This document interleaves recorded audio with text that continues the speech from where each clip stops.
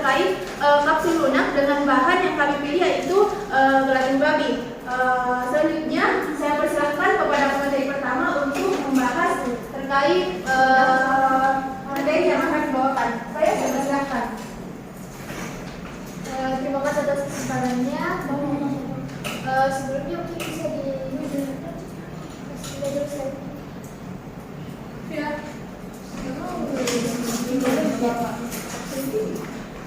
Nah, untuk pengertian kapsul mungkin beberapa dari teman-teman di sini sudah mengetahui pengertian dari kapsul tersendiri. Namun yang dibahas di sini mengenai kapsul lunak yang dimana kapsul lunak di sini merupakan dibuat dari gelatin yang disebut juga dengan gelatin gel sedikit lebih tebal dibandingkan cangkang keras. Nah, untuk cangkang lunaknya itu difasilitasi menggunakan penambahan senyawa seperti sorbitol dan glycerin.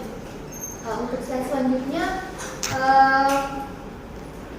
mengenai gelatin, perlu diketahui gelatin merupakan salah satu polipeptida dengan komponen utama protein yang dihidrolisis menggunakan proses kolagen, ikatan jaringan putih, kemudian tulang hewan. Nah, gelatin di sini sudah banyak digunakan dalam industri farmasi.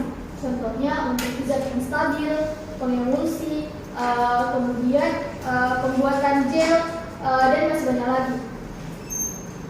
Di sini untuk gelatinnya itu sangat penting dalam industri farmasi karena gelatin dapat dibuat dalam komponen pembuatan kapsul untuk obat.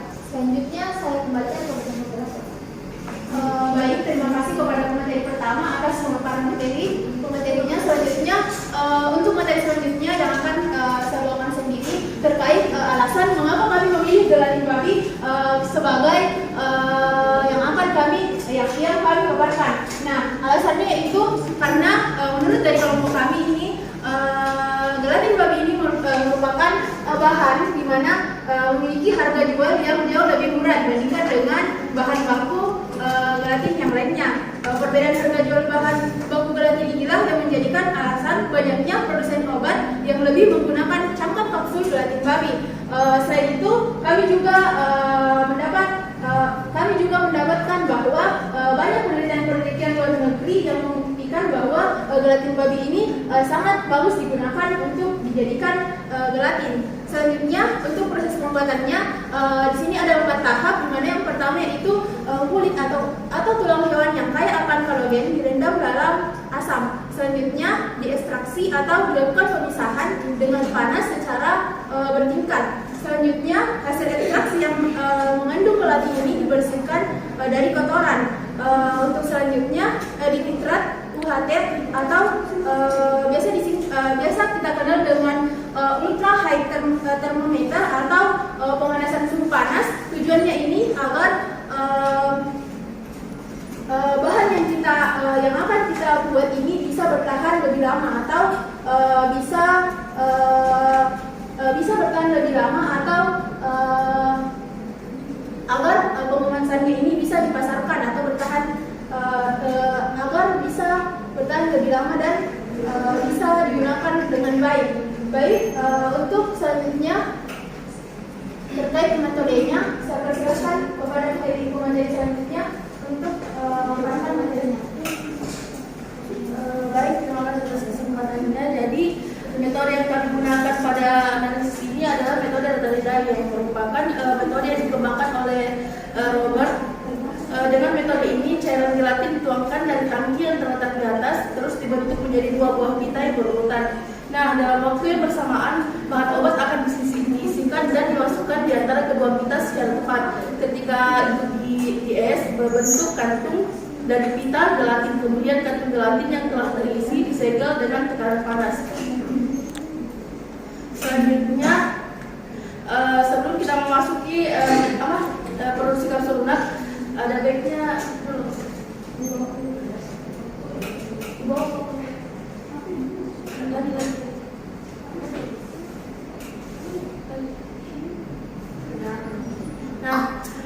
kita harus mengetahui dulu formulasi yang digunakan.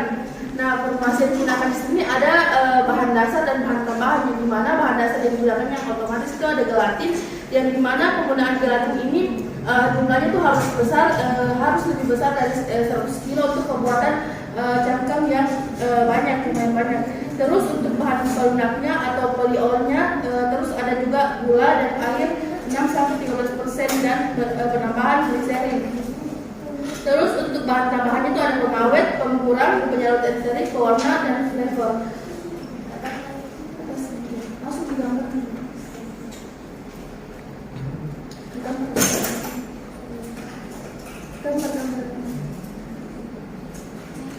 Ya, nah pada pembuatan kapsul lunak ini ada tujuh tahap, yang dimana yang pertama itu ada tahap penimbangan, yang dimana semua di sini ada tahap penimbangan, yang dimana semua bahan itu ditimbang. Setelah ditimbang itu ada namanya percampuran bahan aktif berupa liquid. Nah, di percampuran bahan aktif itu semua bahan aktif itu kan dia ternyata bahan aktifnya yang digunakan dalam bentuk cairan. Nah, dan bahan yang digunakan yang tadi dari formulasinya itu langsung saja dilakukan percampuran seperti gambar yang di sini itu langsung dilakukan percampuran. Nah, setelah dilakukan percampuran itu ada namanya di sini yang di pembuatan gelatinnya bisa dilihat di sini ada tangki pelelehan gelatin. Nah, di sini ada dua, ada tangki pelelehan gelatin modern dan konvensional. Nah, di sini tahap ini kan awalnya itu gelatin itu berupa granul-granul, terus ini gelatin dimasukkan ke tangki pelelehan. Setelah dimasukkan itu kan ditunggu ini gelatinnya sampai meleleh. Setelah meleleh, di sini di dalam tangki ini harus kayak itu di udaranya tuh kayak tangkinya itu tidak boleh ada masuk udara supaya ini gelatinnya tidak bergelembung, karena kalau misalnya bergelembung ini gelatinnya berisiko tidak bisa digunakan karena tidak bisa berbentuk sheet atau lembaran-lembaran tipis. Nah, setelah dijaga juga suhunya teksturnya di gelatinnya masuk kepada kepada tahap keempat, yaitu sheet gelatin dan liquid zat aktif bertemu kemudian dicetak menjadi kapsul lunak. Nah, pada tahap keempat ini atau kapsulasi dengan mesin kapsul itu di mana kapsul ini mulai dicetak dengan mesin kapsul. Nah, pertama itu dibuat dalam bentuk sheet atau lembar-lembar tipis. Mungkin bisa dilihat di sini kayak ada yang juga yang kemarin dijelaskan ibu yang bercerita. Setelah dibentuk seperti ini, diambil nih itu sheetnya atau lembaran-lembarannya, terus dibentuk diarahkan dulu menuju itu kayak ada namanya pencetak kapsul. Nah, setelah itu ada juga kan yang sebelumnya tuh dialirkan ke alat ini itu berbentuk liquid. Nah, yang berbentuk liquid itu akan dipompa ke ada alat namanya HEPR untuk diinjeksi ke ampul kapsul sekaligus dipotong untuk mencetak kapsul. Selanjutnya di tahap kelima ada penirisan atau pengeringan.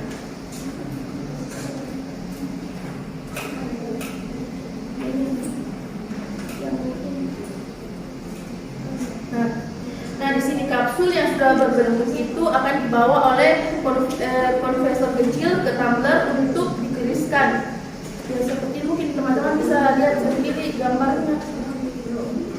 Nah, di sini kita tuh harus dijaga suhunya di bawah 21 derajat Celcius supaya ini gelatinnya itu masih efektif digunakan.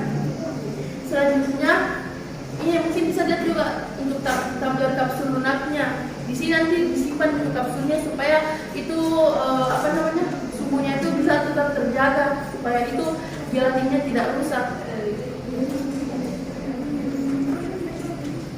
Nah, untuk tahap ke-6 itu di sini ada pengeringan kapsul pada dyeing room, yang dimana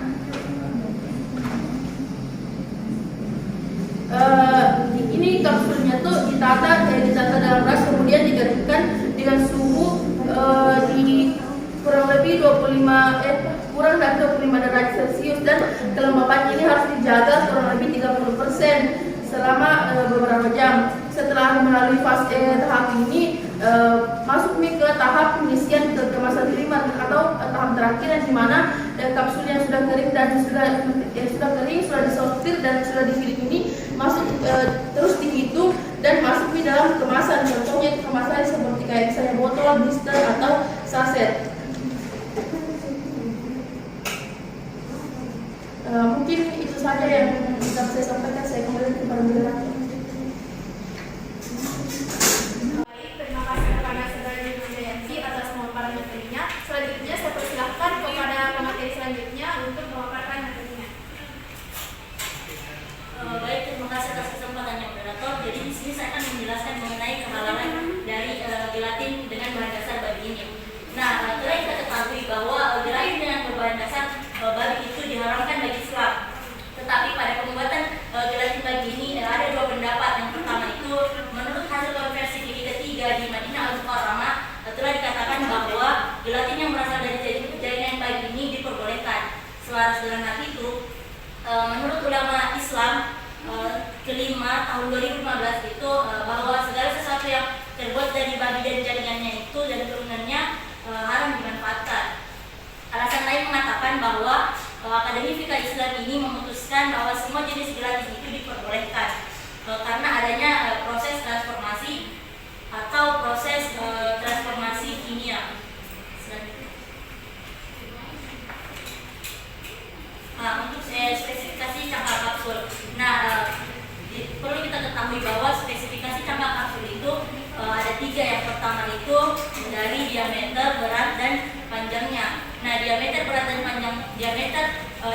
panjang kapsul ini diukur menggunakan jangka sorong, sedangkan berat dari cangkang kapsul ini diukur menggunakan neraca analitik. Nah, pengujian berat cangkang kapsul ini diperlukan agar kita tahu bahwa minimal berat cangkang kapsul itu 89 mg.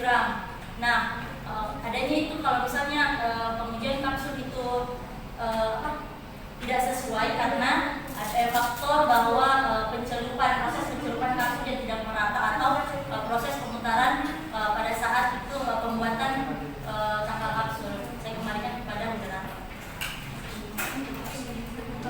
Baik, terima kasih atas pemaparan materinya. Mungkin ini saja pemaparan materi yang perlu kami paparkan. Selanjutnya saya persilakan kepada teman-teman peserta diskusi untuk mengajukan pertanyaannya. Saya persilakan kepada Saudara Rafifa untuk mengajukan pertanyaannya. Baik, terima kasih atas kesempatan yang telah diberikan. Di sini saya ingin bertanya, kan tadi sudah dibacakan ada pemateri Saudara Yanti tentang kehalalan itu. Kan ini ada dua pendapat tentang kehalalannya. Bagaimana itu maksudnya bagaimana bisa ditahu itu halal tidaknya, karena kan di dalam Islam kan halalnya kan ini kan bagi di Islam tuh dia haram dan mengapa alasan itu mengapa ini gelatin balik keunggulannya atau efek samping yang baik, terima kasih atas pertanyaannya. Untuk pertanyaan kami dulu. Selanjutnya saya persilakan kepada Saudari Nurul untuk memberikan pertanyaannya. Baik, terima kasih atas kesempatannya. Jadi langsung saja yang ingin saya pertanyakan kan tadi banyak sekali dikatakan tentang keunggulan dari gelatin babi. Nah, di sini yang ingin saya pertanyakan, apakah ada kelemahan atau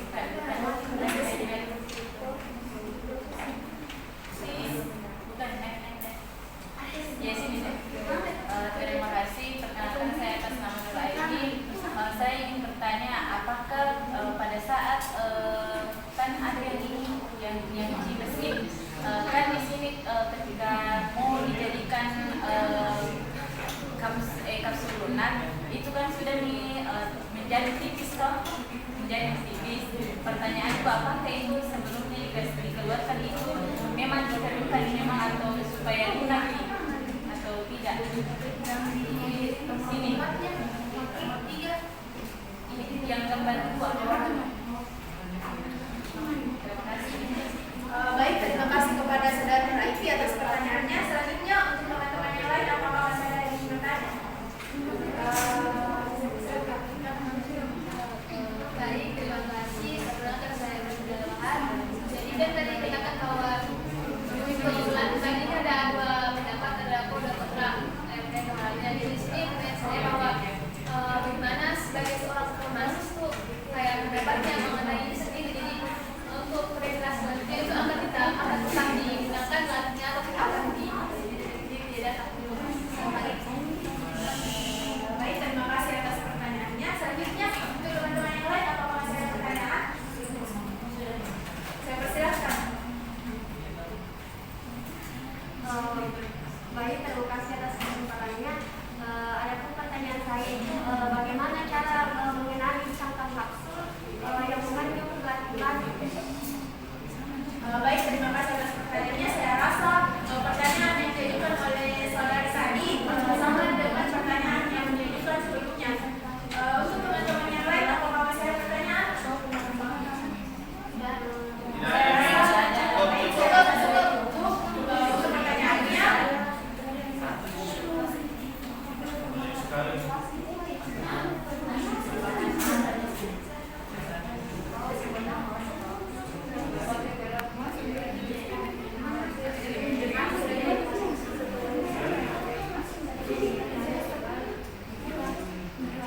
Baik, untuk jawaban dari saudara Aiti, saudari Aiti, saya persilakan kepada saudara Yusriati untuk menjawab.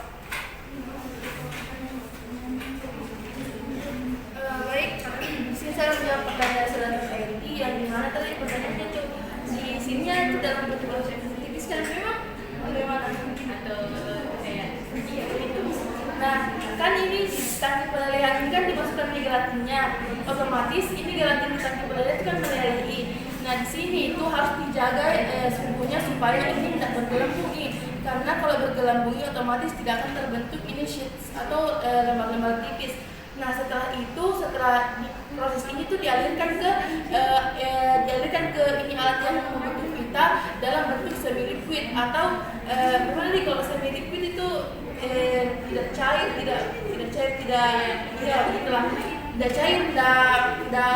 padat. Pokoknya dialirkan ke di sini. Setelah itu di sini tuh dinaikkan suhunya. Setelah dinaikkan suhunya otomatis itu bahan teksturnya itu kan lumayan mengeras. Nah, setelah lumayan mengeras itu kan masuk nih di fase ini yang pembentukan pitanya. Dia kan itu di dalam kayak maksudnya kayak terbuka, kita otomatis juga akan ada kayak pengeringannya. Jadi kalau saya terbentuk ini, kalau misalnya ada kayak gulung kita, kalau digulungi kena di suhu ruangan pasti kayak ada pengeringannya. Tetapi di tahap ini juga harus kita tetap jaga suhunya supaya ini tidak terlalu keras dan tidak terlalu lembek, suhu tidak terlalu lunak, supaya kalau pada saat dibentuk menjadi cangkang kapsulnya itu bisa kayak bagus bentuknya. Karena kalau misalnya gagal otomatis tidak digunakan lagi. Mungkin itu yang saya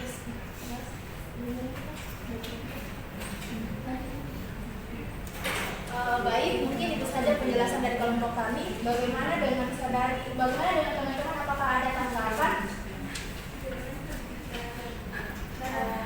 Baik, saya rasa tidak ada. Selanjutnya saya kembalikan kepada saudari penanya, apakah bisa diterima? Sudah bisa. Baik, terima kasih. Untuk pertanyaan selanjutnya terkait kekurangan dari bahan yang kami pilih ini, yaitu pertanyaan dari saudari Nurul Fajriya. Saya persilakan kepada saudari Dalina untuk menjawab pertanyaan. Jadi terima kasih atas kesempatannya. Ini saya akan menjawab pertanyaan dari saudari Nurul Fajriya mengenai kekurangannya. Nah, untuk pembuatan cangkang kapsul dengan berbahan dasar dari batu ini hampir sempurna, karena di beberapa bahan dasar gelatin babi. Tetapi di Indonesia itu belum. Nah, di sini kekurangannya itu dia hanya pada kehalalannya, karena kan Indonesia ini mayoritas muslim. Jadi kekurangannya pada gelatin babi ini hanya pada kehalalan. Saya kembalikan kepada moderator. Baik, terima kasih kepada saudara-saudara atas videonya. Selanjutnya saya persilakan kepada teman-teman, apakah ada yang ingin menanggapi atau memberikan sanggahan dari jawaban dari kelompok kami? Saya rasa tidak ada. Saya kembalikan kepada saudara penanya, apakah bisa diterima? Sudah jelas? Baik, terima kasih. Untuk pertanyaan selanjutnya, menanggapi. Baik, saya persilakan kepada saudari Emma untuk menanggapi jawaban dari kelompok kami. Baik, terima kasih. Kan tadi disampaikan bahwa untuk kekurangan sendiri kan pada tahanan yang tegak. Tapi kan lebih kepada luar negeri dan Indonesia kan dipikir lagi kan ada beberapa hal dan jadi tadi dibilang bahwa Indonesia penggunaan untuk sini untuk diaspora dan untuk Indonesia Bisa diulangi bagaimana? Indonesia ada tersi lagi bukan tapi cuma kita bilang kan kalau di luar negeri kan sering banyak digunakan. Kalau kita kan program sini Indonesia digunakan. Baik, mungkin langsung saja saya tanggapi. Saya menambahkan, saya akan menjawab sanggahan dari saudari Emma. Pertanyaannya tadi, sanggahannya tadi apakah di Indonesia ada atau tidak ada gelatin babi digunakan? Nah, menurut dari kelompok kami ini, gelatin babi ada di Indonesia, sudah ada digunakan untuk pembuatan cangkang kapsul itu sendiri.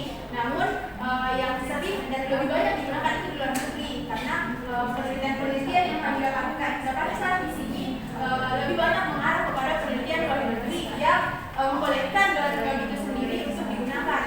Mungkin itu saja saya sampaikan. Apakah bisa diterima? Tadi harus sedikit tambahan di Indonesia ada beberapa digunakan, tetapi kan di Indonesia itu kan mayoritas orang Islam. Nah, itu yang di Indonesia yang digunakan itu ada juga.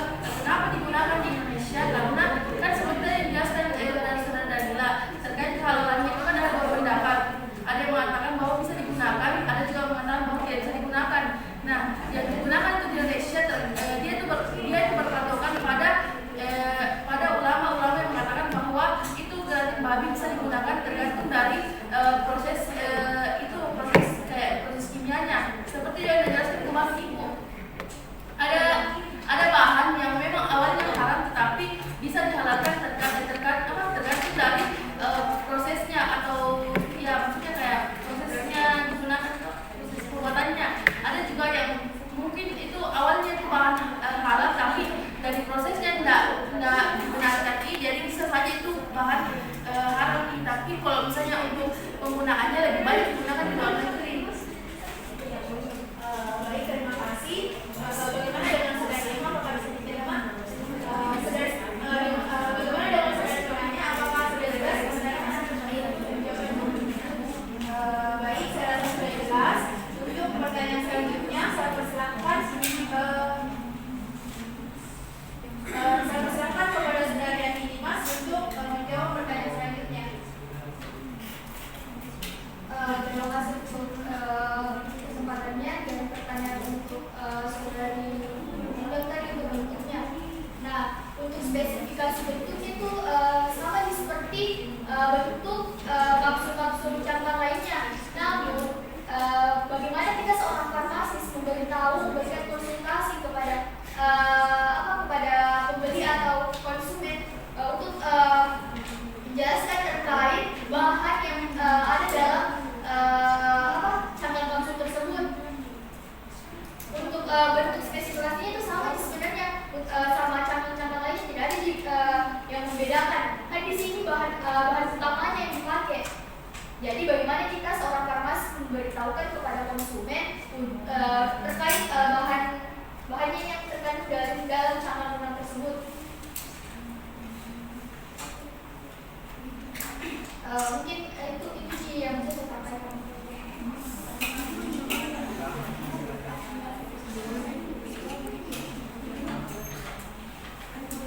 Baik, mungkin itu saja jawaban dari kelompok kami. Saya kembalikan kepada saudara penanya, apakah jawaban dari kelompok kami bisa diterima?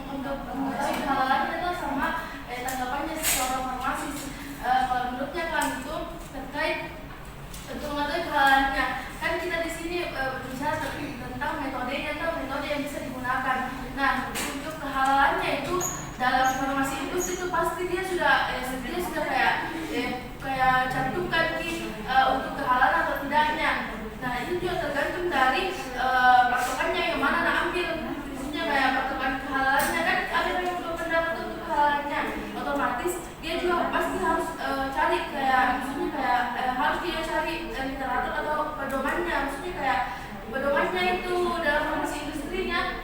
Dan untuk terkait kita seorang farmasi tanggapannya itu kan di sini mungkin untuk terkait hal atau tidak itu mungkin bisa dilakukan lagi penelitian lanjut untuk terkait halannya, karena kan yang tahu itu kayak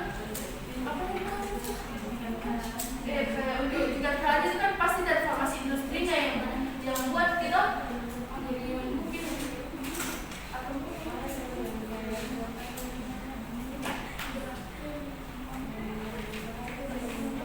dan untuk tanggapan farmasinya itu pasti kita juga sebagai farmasis atau mungkin yang misalnya kerja di farmasi itu pasti oke berikan yang terbaik juga kepada konsumen atau otomatis harus kita berikan kayak arahan atau semacam pemahaman terkait itu bahan yang digunakan. Baik, terima kasih kepada saudara dan saya sendiri atas jawaban dari jawabannya. Selanjutnya kepada teman-teman, apakah saja yang ingin menanggapi atau ingin menambahkan? Saya persilakan kepada saudara yang ingin menambahkan jawaban dari saudara sendiri dan kesempatannya. Saya di sini ingin menambahkan sedikit tentang terkait pertanyaan-pertanyaan yang tadi tentang Afifah sama. Nah, sebenarnya di sini untuk pengalamannya itu ada beberapa pendapat seperti yang dijelaskan. Nah, ketika suatu bahan itu bisa dikatakan halal, itu biasa prosesnya bisa dikatakan halal sebenarnya halal melalui prosesnya. Nah, ada juga dikatakan melalui tingkat kedaruratannya. Ketika bahan tersebut benar-benar urgent atau kayak tidak ada nih, bisa dihalalkan di penggunaannya. Mungkin itu sih yang saya tahu.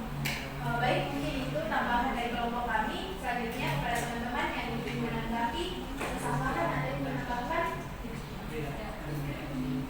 Bagaimana dengan saudara yang menanya, apakah sudah jelas?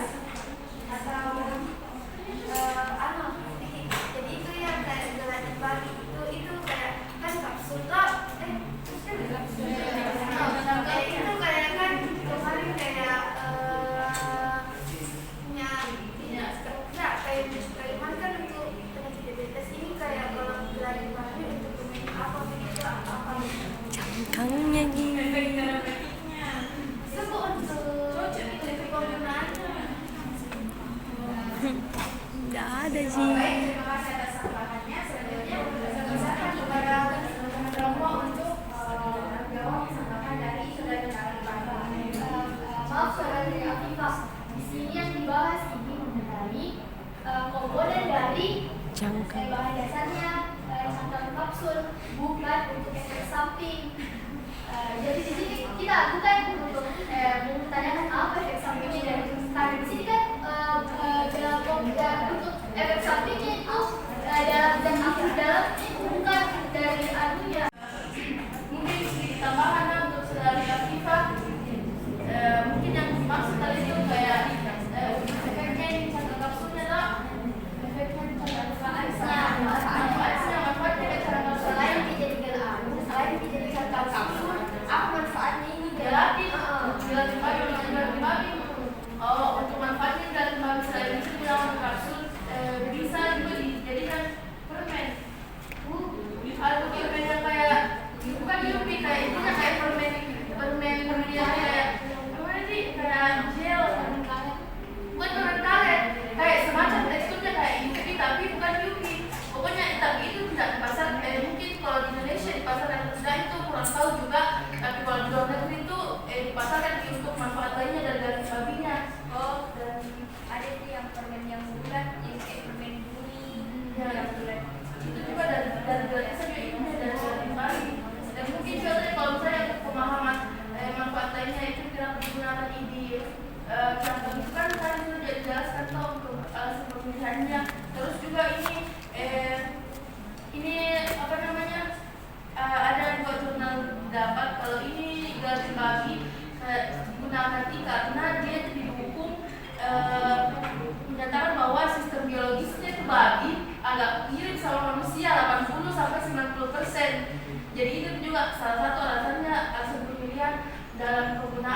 Baik,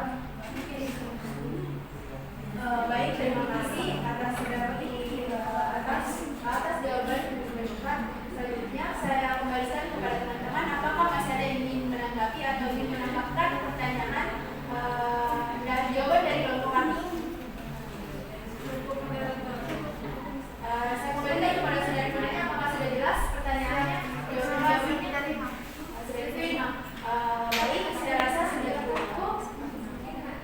Baik, untuk kesimpulan dari hasil diskusi kelas pada hari ini, mengapa kelompok kami berani mengambil bahan gelatin babi untuk dijadikan catatan kapsul? Karena yang pertama tadi kami mengacu kepada terkait kehalalan yang kami dapatkan, di mana yang menyatakan bahwa adanya proses transformasi sehingga ada akademik Islam yang memutuskan bahwa semua jenis gelatin ini diizinkan. Selanjutnya dari situ juga kami bisa menyimpulkan bahwa gelatin babi ini bisa dijadikan sebagai bahan baku untuk cangkang kapsul. Selain dari kehalalan yang kami dapatkan, kami juga mendapatkan bahwasanya cangkang babi ini memiliki harga jual yang jauh lebih murah. Adapun metode yang kami gunakan dari pembuatannya itu yaitu metode seperti yang dijelaskan tadi, metode rotary dye. Dan sebagai farmasis kita mengacu tadi pada proses dari pembuatan gelatin itu sendiri. Mungkin itu saja kesimpulan yang dapat saya paparkan. Mungkin itu saja juga hasil diskusi yang bisa kami paparkan pada hari ini. Terima kasih atas kesempatannya, terima kasih atas perhatian dan waktu dari teman-teman. Mungkin itu saja yang dapat kami sampaikan. Lebih dan kurangnya mohon